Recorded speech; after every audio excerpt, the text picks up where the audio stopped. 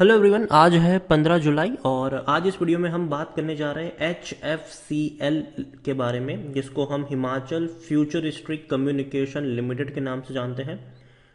आज 5% की lower circuit लगी है और ऐसा वक्त है जहां पर लोगों को बेचने का मौका नहीं मिल रहा है क्योंकि खरीदने को कोई तैयार नहीं है। लेकिन अगर इसके कुछ प्रीवियस परफॉर्मेंस देखें तो एक बहुत बड़ी तेज़ी इसने दिखाई है। तेज़ी की वजह जाहिर सी बात है भैया, 5G आने वाला है। 5G 5G 5G हर जगह यही थी और इसकी वजह से शहर में तेज़ी भी है क्योंकि कंपनी इसी क्षेत्र की है, इसी में काम करती है। 5G के लिए जो चीज़ें ज़रूरी है वो चीज़ें बनाने का काम ये कंपनी कर रही है, तो इसीलिए तेज़ी देखने को मिली भी सही। और वीडियो में हम डिस्कस करेंगे कि कौन सा लेवल यहाँ पर खरीदने के लिए सही हो सकता है और कितने टारगेट आपको फ्यूचर में यहाँ पर देखने को मिल सकते हैं। तो वीडियो को शुरू करूँ उससे पहले अगर आपने अभी तक चैनल को सब्सक्राइब नहीं किया है तो प्लीज़ अभी इसे सब्सक्राइब कर लीजिए क्योंकि आगे भी बहुत सारे वीडियोस हैं जो आपको काफ़ी ज़्यादा हेल्प करेंगे।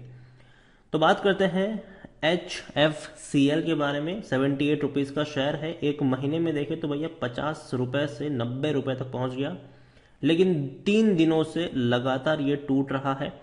89 रुपीज़ से अब 78 रुपीज़ पर आ चुका है। काफ़ी लोग अब यहाँ पर पैनिक भी हो रहे हैं, काफ़ी लोग पैनिक हो रहे हैं। देखिए HFCL के ऊपर इससे पहले मैंने कभी भी कोई वीडियो नहीं बनाया, ये मेरा पहला वीडियो है और मैं आपको कुछ बेसिक चीज़ें यहाँ पर बताना चाहूँगा कि आपको किसी भी शेयर्स में जब इस तरीके का पैटर्न देखने को मिले तो क्या क्या चीज़ें ध्यान में रखनी चाहिए।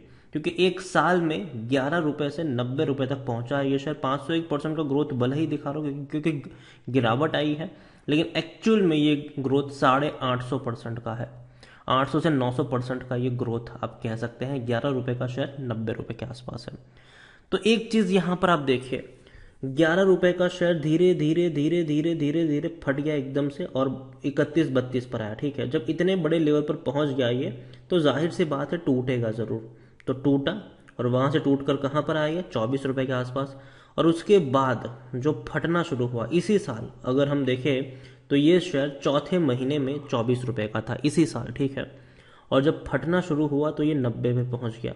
अब जाहिर सी बात है जब इतनी बड़ी स्ट्रेट अवे रफ्तार दिखाएगा तो थकेगा ज़रूर और टूटेगा भी ज़रूर। तो ये वही चीज़ देखने को मिली है और ये एक टेम्पररी फेज़ है। देखिए टेम्पररी फेज़ में इसीलिए कह रहा हूँ क्योंकि कंपनी जिस बिजनेस से बिलोंग करती है वो बिजनेस आने वाले वक्त में डेफिनेटली बहुत बड़ा होने वाला है। क्योंकि कंपनी की अगर मैं बात करूँ तो आप देखिए जून क्वार्टर के जो रिजल्ट्स इनके आए, 90 करोड़ का मुनाफा कमाया है इस कंपनी ने। अभी हाल फिलहाल में रिजल्ट्स आए थे इनके जून क्वार्टर के, 90 करोड़ का मुनाफा कमाया, लेकिन उसके बाद भी शेयर में गिरावट इसीलिए है क्योंकि ये बहुत ज़्यादा फट चुका है। ठीक है, तो कहीं ना कहीं ये खुद को सेटल करने की कोशिश कर रहा है, तो वही चीज़ यहाँ पर देखने को अभी मिल रही है। आप यहाँ पर देख सकते हैं कि आप देखिए HFCL reported net profit 21 crore. अगर हम बात करें तो पिछले साल 21 करोड़ का मुनाफा था इसी क्वार्टर में और इस साल सीधा 90 करोड़ का प्रॉफिट है। तो कह सकते हैं कि भैया बहुत बड़ा प्रॉफिट हो चुका है इनको। और इवन कंपनी का जो रेवेन्यू है वो भी बढ़ा है। यहाँ पर 1207 करोड़ का रेवेन्यू इस साल देखने को मिला है, इस क्वार्टर देखने को मिला है, जबकि पिछले साल ये 700 करोड़ के आसपास का था। तो रेवेन्यू में भी अच्छा इजाफा हुआ, मतलब बहुत बड़ा इजाफा है, और प्रॉफिट में तो और बेहतर आपको इजाफा देखने को मिल चुका है। दूसरी तरफ कंपनी काम क्या करती है, तो देखिए company is involve in manufacture of high end transmission as well as access equipment. ठीक है, ऑप्टिकल फाइबर केबल्स हो गया, ऑप्टिकल फाइबर हो गया, ये सब बनाने का काम कंपनी करती है। इतना ही नहीं, HFCL establish modern communication network for railways. भैया रेलवे के लिए इन्होंने मॉडर्न कम्युनिकेशन सिस्टम बनाया है। टेलीकॉम सर्विस प्रोवाइडर भी है भैया, smart city, defence and surveillance project. तो कंपनी डेफिनेटली जो चीज़ें बना रही है वो एक नेसेसिटी है, चाहे रेलवे के लिए कम्युनिकेशन नेटवर्क हो, टेलीकॉम सर्विस प्रोवाइडर हो, या डिफेंस वगैरह की बात करें, सर्वेलेंस प्रोजेक्ट की बात करने जाए, भैया आज के वक्त में नेसेसिटी है, सरकार स्पेंड करती है इन सारी चीज़ों के ऊपर, तो अच्छी बात है। इतना ही नहीं, आप देखिए company was also involved in implementing telecom network for Indian Railway dedicated for, देखिए कॉरिडोर प्रोजेक्ट के लिए कंपनी काम कर रही है और इतना ही नहीं, earlier this year the domestic telecom equipment major won orders worth 221 crore for Kanpur and Agra metro project. तो भैया इनको 221 करोड़ का Kanpur and Agra metro project का भी इनको मिला हुआ है, जो कि बहुत अच्छी बात है। कंपनी ग्रो कर रही है और मैनेजमेंट की कमेंट्री भी काफ़ी शानदार देखने को मिल रही है।